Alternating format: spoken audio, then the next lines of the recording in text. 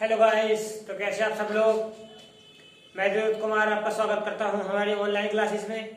जैसे कि आप लोगों को पता है, हम 9th क्लास की ज्योग्राफी पढ़ा रहे हैं और चैप्टर नंबर 3 चल रहा था और आज इस चैप्टर नंबर 3 का समापन हो जाएगा, ठीक है ना। जो आज हम इस वीडियो लेक्चर में पढ़ेंगे वो कुछ जो हमारे वर्ड्स हैं उनके वर्ड्स के बारे में जानेंगे। हालांकि आप लोगों को सबको पता है वो वर्ड्स हैं, लेकिन मैं आप लोगों को एक बार और बताना चाहता हूँ कि वर्ड्स क्या होते हैं, जिससे आपको अच्छी तरह से याद हो जाए, ठीक है। तो आज का जो हमारा चैप्टर समापन हो जाएगा। जो आज हम पढ़ेंगे इस चैप्टर का जो नाम था अफवाह नाम था, ठीक है।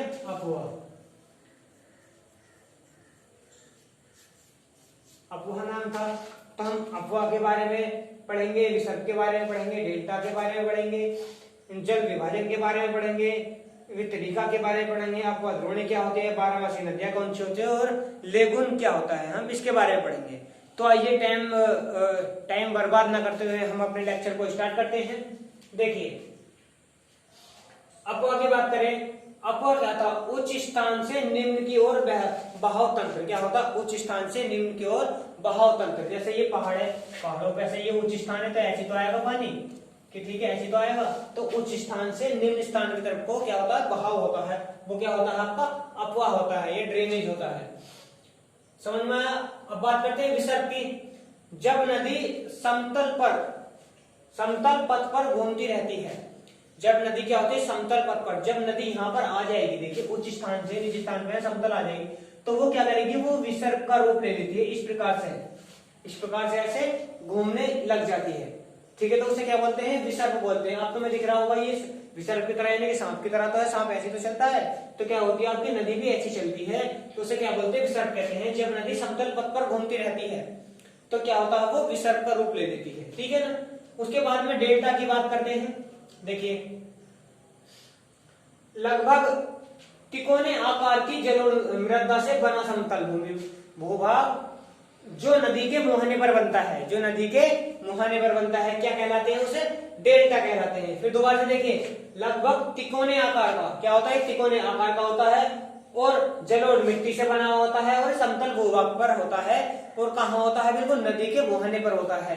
उसे क्या बोला जाता है, डेल्टा बोला जाता है। जैसे आप लोगों को बताया, नाम सुना होगा सुंदरवन डेल्टा, ठीक है। तो ये वही डेल्टा है, ध्यान देना।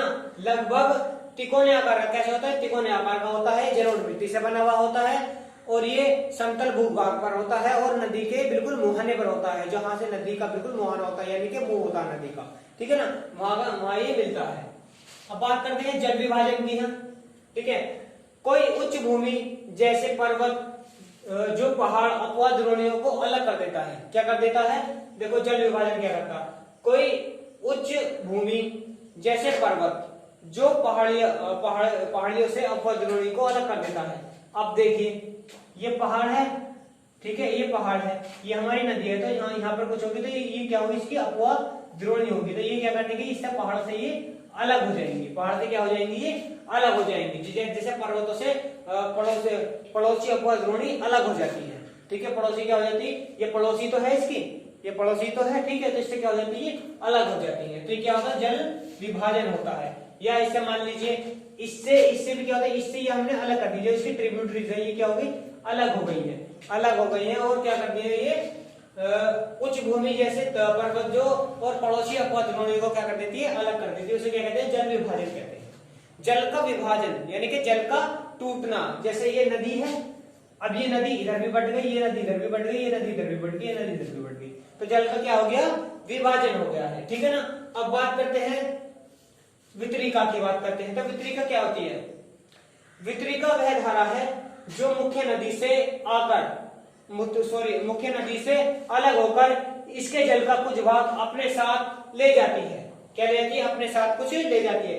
जैसे देखिए, जो कोई भी मुख्य नदी है आपकी, वो क्या होगी, वो अलग हो जाएगी, ठीक है। जैसे ये अलग होगी, देखो जैसे ये अलग होगी, तो ये जल का कुछ भाग अपने साथ ही तो ले जाएगी, हालांकि ऐसा नहीं सारा भाग ले जाएगी, जल का कुछ भाग क्या ले जाएगी, साथ ले जाएगी।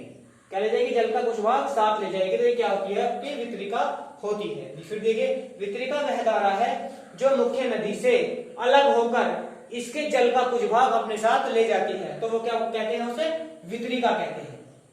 फिर बात करते हैं अपवाह द्रोणी की। तो अपवाह द्रोणी क्या होता है? किसी एक नदी तंत्र द्वारा अपवाहित क्षेत्र, किसी एक नदी तंत्र द्वारा अपवाहित क्षेत्र को क्या बोलते हैं? नदी अपवाह द्रोणी बोलते हैं, अपवाह द्रोणी बोलते हैं। जैसे ये इसका क्षेत्र तो है, ये क्या इस नदी का क्षेत्र तो है, तो ये क्या है? अपवाह द्रोणी है। ठीक है, अपवाह क्या है? अपवाहित क्षेत्र या अपवाह द्रोणी है। बारहमासी नदियों की बात करते हैं। बारहमासी वो नदियां होती हैं जो वर्ष भर बहती रहती हैं, उनमें वर्ष भर क्या रहता है? पानी भरा हुआ रहता है। वे नदियां वर्ष भर पानी जहाँ पानी मिलता है, उन नदियों में क्या पानी बहता रहता है, वो कौन सी नदियां होती हैं?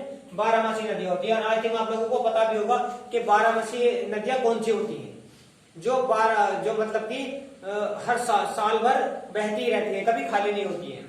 ठीक है, आप लोगों को आई थिंक पता भी होगा, और जो पता है तो कमेंट बॉक्स में मुझे बता देना। ये आपका होमवर्क होगा कि बारहमासी नदियां कौन सी होती है। ठीक है, कमेंट बॉक्स में उनको बता देना। अब लेगुन की बात करते हैं। तो भूमि की किसी तंग पट्टी या रेत के अवरोध के कारण से अलग हुई जल राशि को लेगुन कहते हैं। देखिए लेगुन किसे कहते हैं? मैं इस पर नहीं जा रहा, मैं अपने से समझाता हूँ। जैसे ये नदी बह रही है, ये नदी बह रही है, ठीक है, नदी बह रही है। जब यहाँ पर कुछ रेत की पट्टी होगी, क्या रेत की पट्टी नीचे कट जाएगी और ये जो इसका पार्ट है वो अलग हो जाएगा। क्या हो जाएगा? वो अलग हो जाएगा। इसे वो क्या बोलते हैं? लेगुन बोलते हैं। यही बताया गया है यहाँ पे। भूमि की किसी तंग पट्टी या रेत के अवरोध के कारण से अलग हुई जल राशि को क्या बोलते हैं? लेगुन कहा जाता है, लेगुन कहा जाता है। तो जो आज के हमारे ये कुछ टॉपिक्स थे, तो मैंने इन टॉपिक्स के बारे में आपको बताया। आई थिंक आप लोगों को अच्छे से समझ में भी आया होगा। ठीक है, अपवाह क्या होता है, विसर्ग क्या होता है, डेल्टा क्या होता है, जल विभाजन, वितरिका, अपवाह, बारहमासी और लेगुन क्या होता है। ठीक है, तो आज का वीडियो लेक्चर हमारा इतना ही था, और आज के आपके चैप्टर का आज समापन भी हो गया है। ठीक है, तो जो हम अगला जो चैप्टर पढ़ेंगे वो जलवायु या क्लाइमेट के बारे में पढ़ेंगे।